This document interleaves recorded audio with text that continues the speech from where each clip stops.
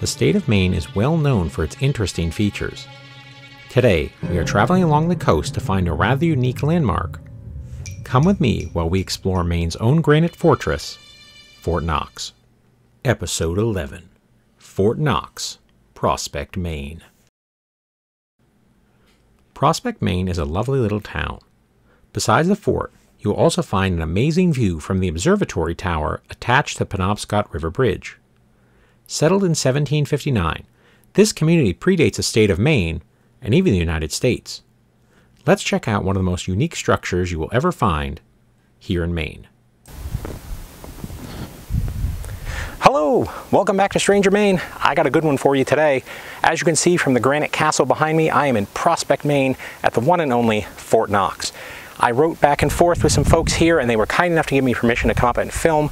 So today I come with you to give you history. I've got some of the neat people who used to be here. And of course, the part I know you really enjoy, some ghost stories. So let's get right into it. So the primary job of Fort Knox was to keep the Penobscot River safe. And they did so with things like this, giant cannons. This whole structure was built with the idea that you could protect it from ships sailing in, which unfortunately happened during the War of 1812. The British had brought warships up and taken over a lot of the territory here, controlling the Penobscot River. With Bangor so close nearby, they took that over as well. And they raided towns and cities up and down the coast. And they took a lot of control of the lumber facilities. Lumber was a vastly important thing in that time. It created ships. You used it to cook. You used it to build your home. Whatever you needed, it was a resource that you needed to have access to. And Maine has lots of lumber, or at that point Massachusetts, the frontier, if you will. So a number of these were put in place, or at least would have been, to take out any ships coming in the harbor, or up the river in this case. So I'm going to show you some more of the fort. So I'm standing here in the parade ground, which is the heart of this fort. I'm surrounded by a giant pentagon of granite, and these walls would have easily repelled the cannon fire of the cannons and ships of the time when it was built. Despite its size, and you can tell this is a really big area, there really weren't that many soldiers stationed here at any given time. There were a handful of points in its history where it would have had hundreds of soldiers here. When it was being constructed, there were a lot of people who would have been here working on the fort. But most of the time, a crew of 50 or less would have been here. Often those folks are used to help train others on how to use the cannons. And for good chunks, the fort was actually manned by one person at a time. We'll get more into that later.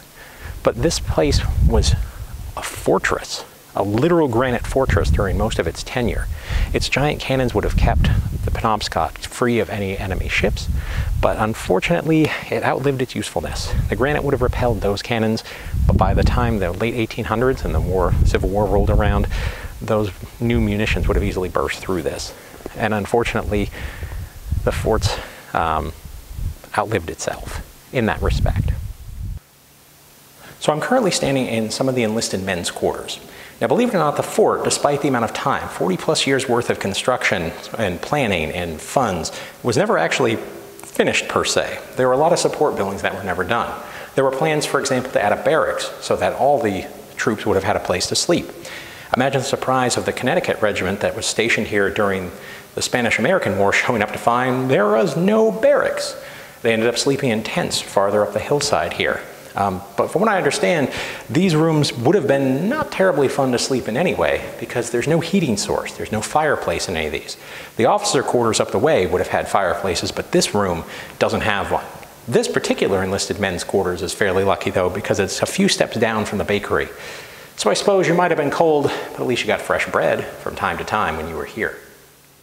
So the War of 1812 proved that this area was actually vulnerable to ships coming up the Penobscot and taking over or raiding or any of the terrible things that happened during that conflict. In the 1840s, the US and Great Britain had some more tension, and the folks of Prospect were like, hey, we need to get something here to protect our interest. So petitions were made to the government, and they appropriated funds to create a fort here. Now, as you can tell from the massive amount of granite surrounding this place, that stuff does not appear on its own overnight. So this took quite a while for this project to get underway. Required a lot of engineers doing a lot of work. You had stone cutters, basic laborers, people that fell trees. This area was not devoid of trees. Around 1870s is when we got the version that we kind of recognize today. There were some parts that never got finished, much like the barracks and some of the other things like hospitals. Those never unfortunately got done.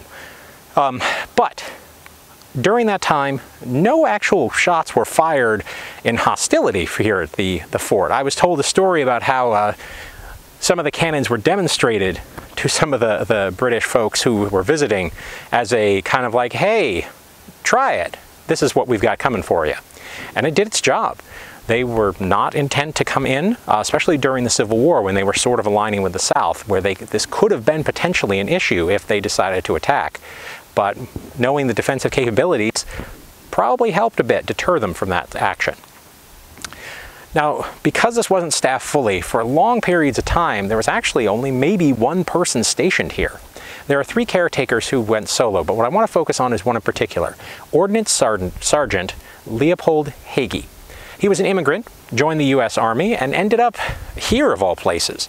And he lived here alone for a majority of his time. He was here from 1887 until his death in 1900.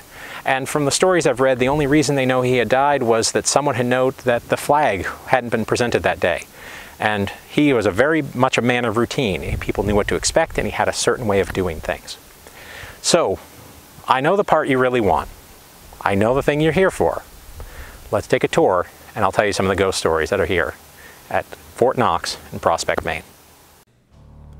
Visitors to the fort have reported a variety of ghostly activity. Mysterious shadows they see out of the corner of their eyes. Voices coming from seemingly nowhere. Footsteps sounding in empty rooms. And orbs throughout the tunnels. A number of paranormal groups have done overnight investigations, and some have found some peculiar things. Sometimes in pictures, sometimes with audio. There have only been a few reported deaths at the fort, so who might be haunting the place? One of the running theories that Sergeant Leopold Hagee may still be doing his rounds, protecting Fort Knox and making sure everything is still in good running order. Some people claim to have seen a specter in a Civil War era uniform, which would fit this military man. He passed away in the fort while still responsible for keeping watch. As the fort is right on the banks of the Penobscot River, there may be others who lost their lives in this area. The river is deeper and stronger than it looks. Fishing and boating accidents could have easily turned fatal. The amount of time it took to construct the fort could have also contributed to souls being trapped within the granite structure. According to Liza Gardner Walsh's book about the fort, there have been a lot of visitors who report seeing ghosts in the tunnels, finding orbs in their pictures once they get home, and hearing voices as they stroll along the property. Are there spirits and paranormal energy at Fort Knox? I suppose there is only one real way for you to find out. So you might be wondering, so what's up with the fort now? Well, the state of Maine purchased it from the U.S. federal government in the 1920s. It was put under the Bureau of Parks and Management for quite some time. People really liked it. It was a hangout spot. People enjoyed coming up here to spend time or have picnics or this beautiful views from the Penobscot from here. But unfortunately, over time, the place fell into disrepair. And at one point, the roof was in such bad condition, it threatened to collapse the whole place. So what did happen? Why is it still here despite all that? Well, in the 1990s, a group called the Friends of the Fort Knox was formed. And they started fundraising. And they got kids involved, community involved, all the people who love the fort were willing to pitch in. And they raised enough funds to repair the damage. And now, the fort's a great place to come visit for history. They do fantastic events to raise money to keep the fort alive. They do their Fright Nights in October. They have a variety of different events going on throughout the year. For example, they're doing some wizarding things this year.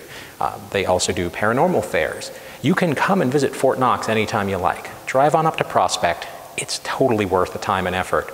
And if you can donate to the Friends to keep the place running, hey, throw a couple bucks their way. Because you know what? With history, it's always good to have some to look at, not just read about. Thanks for joining me. I'll see you next time.